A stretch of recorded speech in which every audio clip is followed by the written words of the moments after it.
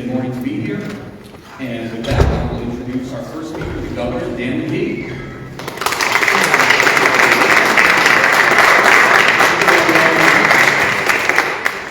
Great that we're moving so quickly on the issue that we're all supporting and talk about today. And thank you to the General Assembly leadership, both the Rep. Knight and as well as Senator Miller for activating the effort so early in the session, and hopefully we were able to get this done early and then move on to the issues that are also very important in terms of the budget.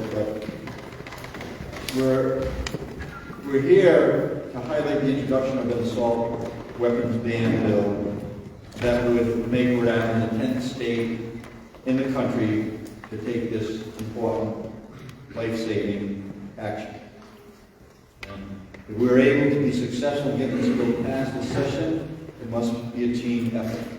And I'd like to recognize a few members of the team who are here today and clearly have been champions in their own right in terms of these issues. Lieutenant Governor Benko, Secretary Maury, Attorney General Verona, as well as Treasurer Yost.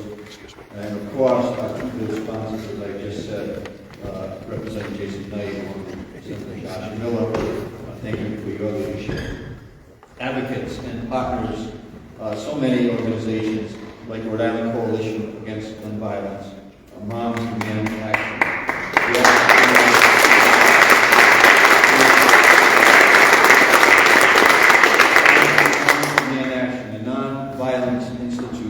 Rhode Island Coalition Against Domestic Violence, United Way, and many more people that live in our 39 cities and towns that are extremely supportive of this effort.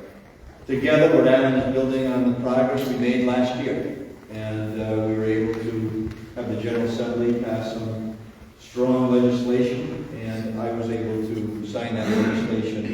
In my State of the State address, I made it very clear that this was one of the priorities that I believe we should be acting on. I said it loud and clear, Rhode Island is ready. We're ready to protect our communities. We're ready to end gun violence once and for all, and at least do everything we possibly can to make that statement a reality. So I'm ready as governor. I'm ready to sign this bill into law the moment that it hits my desk, and it's time. We've seen too many headlines, sobering headlines, that we've seen too many communities shattered by devastating acts of violence because someone was in possession of a weapon that simply should not be on the streets. I was reading this morning, and certainly confirmed here with my remarks that have been prepared. Today marks the 31st day of 2023. And in those 31 short days, there have already been more than 50 mass shootings in the United States. Think about that for a minute. More than 50 mass shootings in just 21 days. A mass shooting is defined by 4 or more people who were killed by a violent act. We've heard about many of these tragedies. You know the list. Monterey Park, Half Moon Bay, and so many others. We can never grow numb to this reality that we're living in. And this is a problem that we can address head on by passing legislation that we're going to be discussing in detail today. Thanks to the legislation for being introduced over the coming days, Rhode Island is ready to take a stand, to make meaningful action, to address gun violence, and to keep our loved ones as safe as we possibly can. Every Rhode Islander deserves to feel safe in the community that they call home, all 39 cities and towns. Our administration is committed to working with community members and leaders at every level of government to reduce gun violence. So it's on us to make it happen. do our part. And we're going to be asking those who live in our communities to do their part as well. So let's get it done. And with that, I'll hand this over to our Lieutenant Governor, Sabina Mathews. Thank you.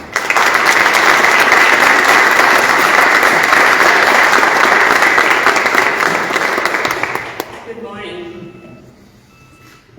Thank you all for joining us here today for the introduction of this assault weapon ban, which is way overdue here in the state of Rhode Island. I would like to take a moment to thank and acknowledge the general officers. It is so wonderful to be united, all of us, in this issue, and show the state of Rhode Island that this is a priority for all of us. Thank you, Governor McKee, for your willingness to sign the bill as soon as it's ready. And I want to thank the General Assembly, Rep. Knight and Senator Miller for your leadership, making sure that we are going to introduce the bill early on, and we're going to get it done this year. I have to say that in the state of Rhode Island, we have made a lot of progress already. Last year was a year in which we made a lot of progress when it comes to gun violence prevention. But we still have to deal with the assault weapon. And I want to thank all of the advocates that are here, because you did so much last year to make sure that we make the progress that was done last year.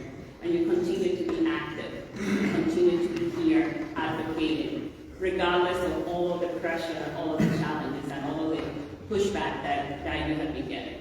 If we have made all this progress, it's thanks to your work. So thank you.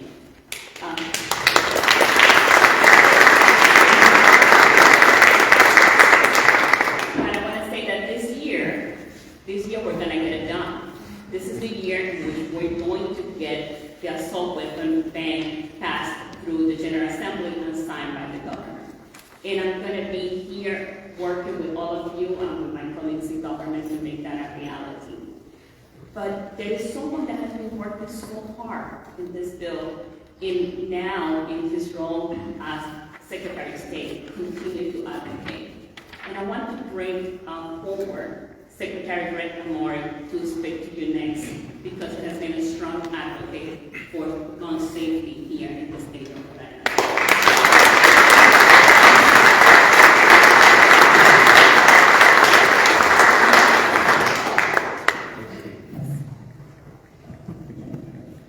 I've got a teacher voice, I can do this. Good morning. I've campaigned all summer long and in the fall with the general officers, and we talk about this subject collectively all the time. So we come as a united group of general officers, and I'm proud to be here with my friend and former colleague, Representative Knight, and Senator Miller, who I have a great deal of respect for on a whole host of public policy issues. I was elected in 2012, and a month later, babies were killed in Connecticut. And the first bill I had drafted as a member of the House of Representatives was a ban on assault weapons.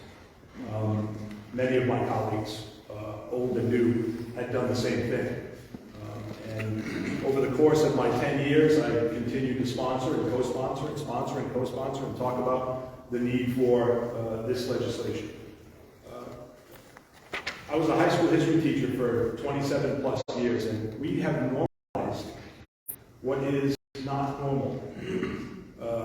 We have lockdowns, active shooter drills, and active shooter training. And when a lockdown happens at a high school and it's not identified as a drill, our kids text home because they're so frightened. Our teachers text home because they're frightened. This is supposed to be a place of learning and joy, and we have created this environment that is just terrible. And anything we can do as public policy makers to mitigate that is something that is positive. The numbers are clear. When we have federal assault weapons banned, we have less mass shootings. The states that have the most strict gun restrictions have less shootings. It's clear. And the vast majority of Rhode Islanders believe in this legislation. And so I vow to do everything I can to make sure that this gets across the finish line, and I'm pleased always to work with moms and the coalition and all the advocates who are pushing this bill. This is the year to do this. It's my honor to introduce our Attorney General, who is fighting this fight every single day in real time throughout our Rhode Island communities. Peter DeRoe.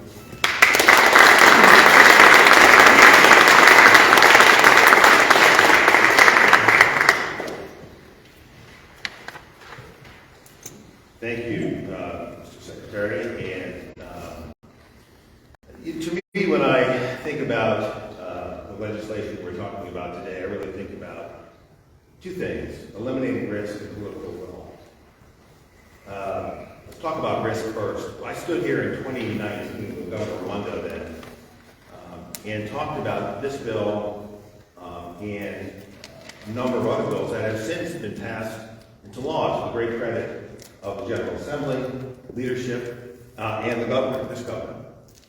And it's my view, strongly held, that those prior acts of getting legislation passed, school safety bill, you can't carry a gun on school grounds, you can't carry a loaded weapon down the street, raise the age to buy a firearm, we've eliminated ghost guns, we sought to make them at least illegal, and we're working really hard in the office to get those guns off the street. Over 50 cases since that legislation was passed. All of that has been to eliminate risk, to make Rhode Island safer. And as the Attorney General, I can point to specific instances, already mentioned 50 gun cases, ghost gun cases we prosecuted, where those changes in the law have made Rhode Islanders safer. And this bill will do exactly the same thing. Will do exactly the same thing. There is no question that assault weapons, as defined in this legislation, pose a threat to Rhode Island. They are more lethal, they are able to fire more powerfully, more faster, across a greater range, both in terms of distance and in terms of spread. And so this legislation, like the past legislation that has been passed and signed into law by this governor, will make Rhode Islanders safer. And it is not a matter of hypothetical safety. It is a matter of real safety. And I'm going to give you some examples. One example is Mr. Roman, who strangled his girlfriend, hit her in the head with his AR-15, and after 911 call, went out onto the street, put 2 rounds through the windshield of her Providence police cruiser. That's a real case with real danger.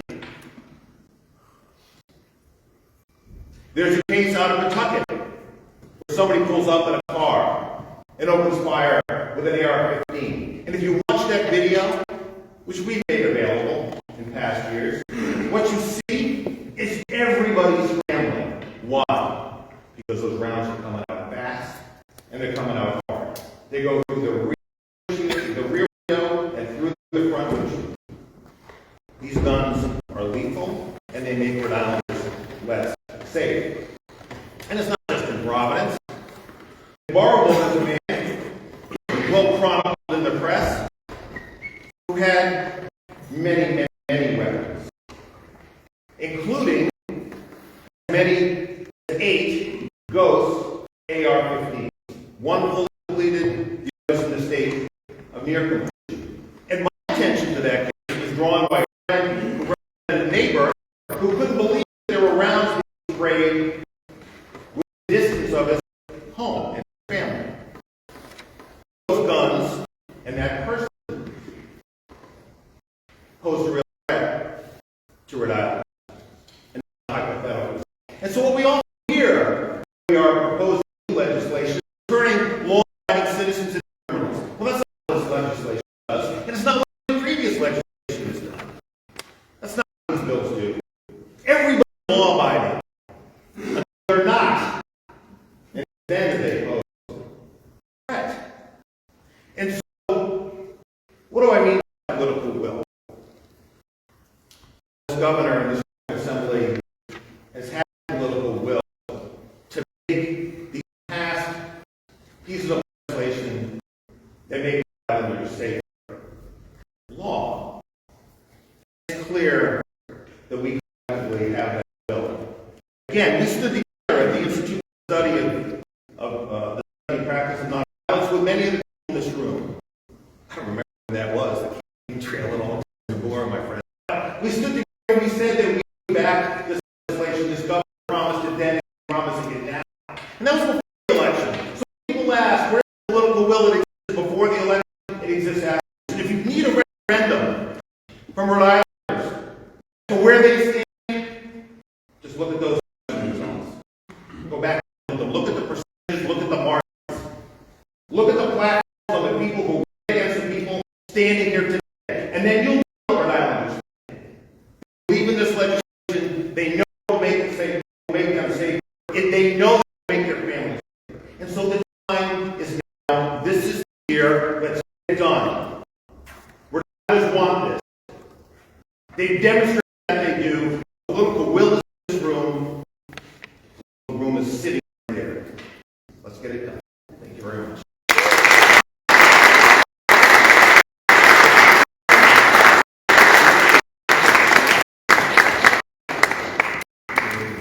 Rhode Island, a rock star attorney general.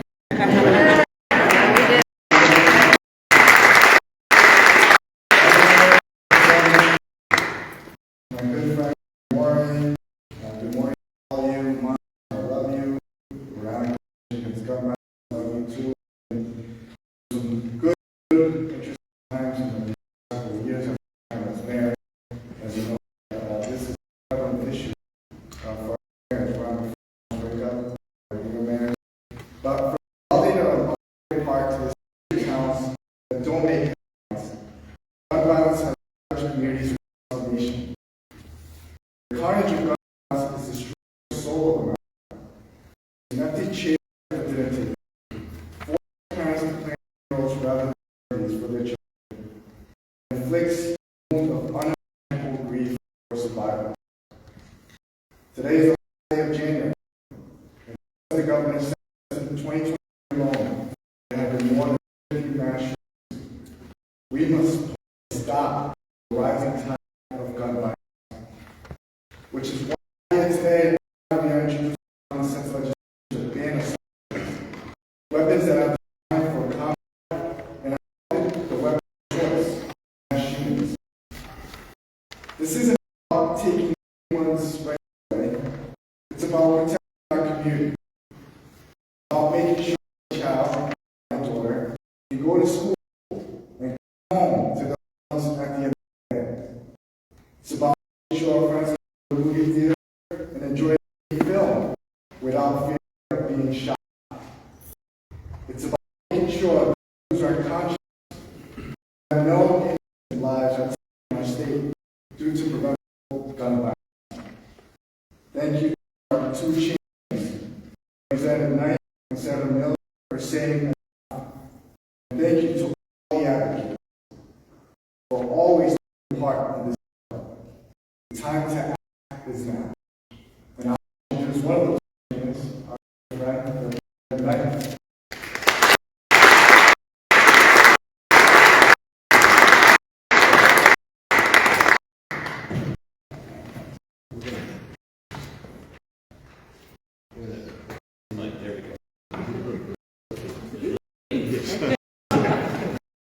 Well, I don't need to repeat because the Secretary of State stole my speech. I want to thank you to this right here, and all the officers. We are united in this to improve safety here, and I'm so thankful. So very thankful. Thank you, Governor, for highlighting this in your speech and a priority.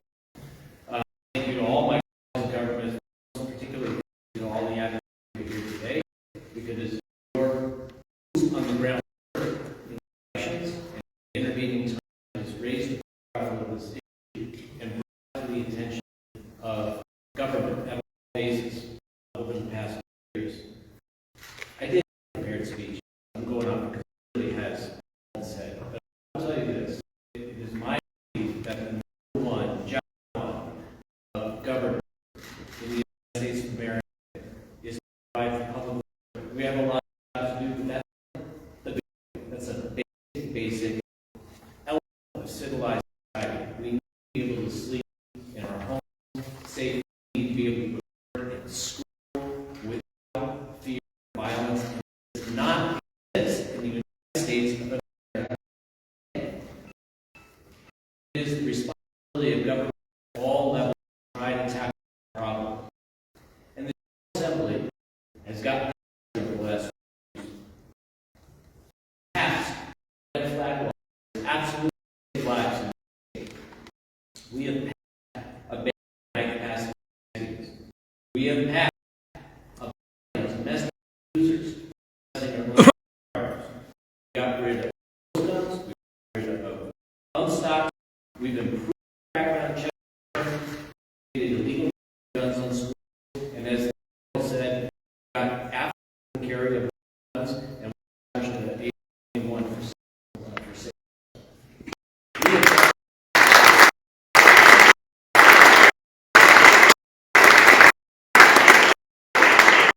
And Rhode Islanders appreciate it.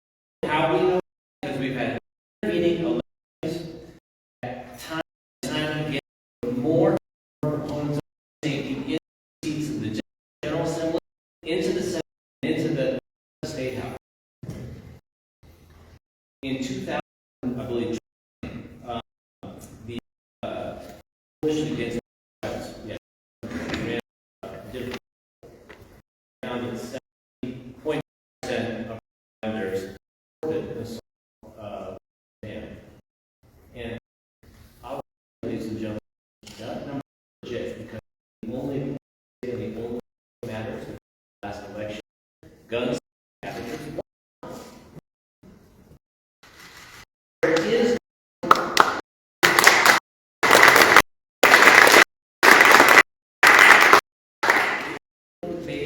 there is no controversy. This is what public sentiment is. And to the extent that in a democratic society, they completely on any issue, lose fight, you don't. But you can say that you have most of the people numbers like 6%. I mean, that's how the kids are in our day and age. So, you know, basically down to things. You know, just the reason.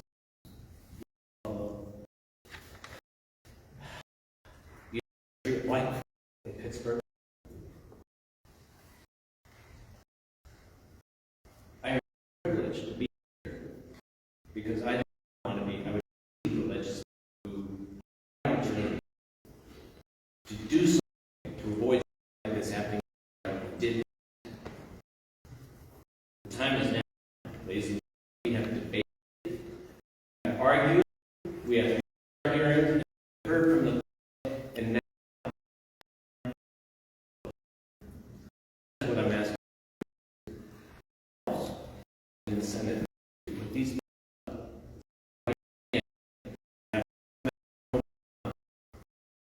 what the issue is. I guarantee that else.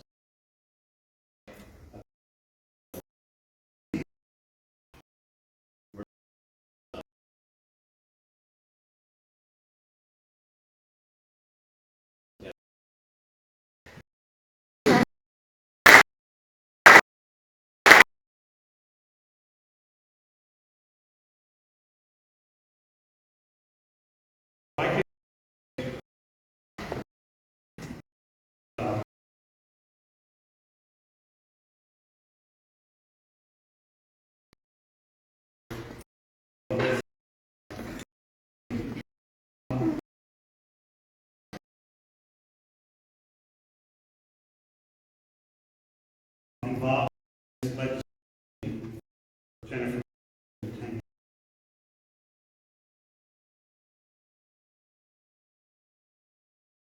We have Senate who are going to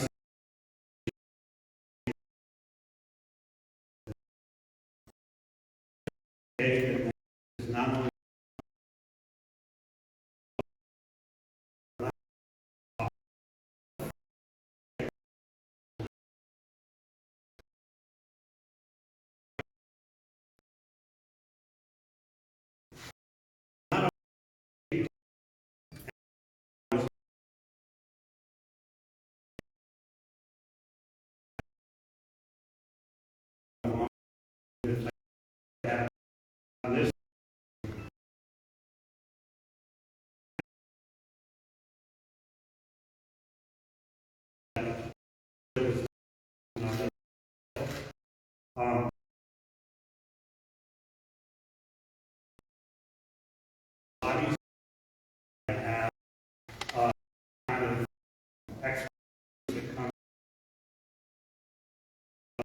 recognize great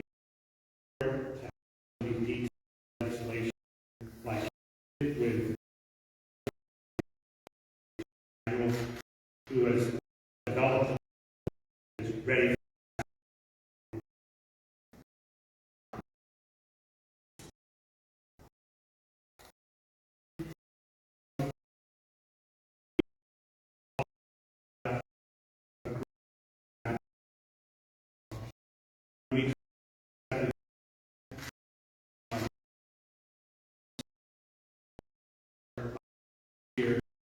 And also not our one of those is class.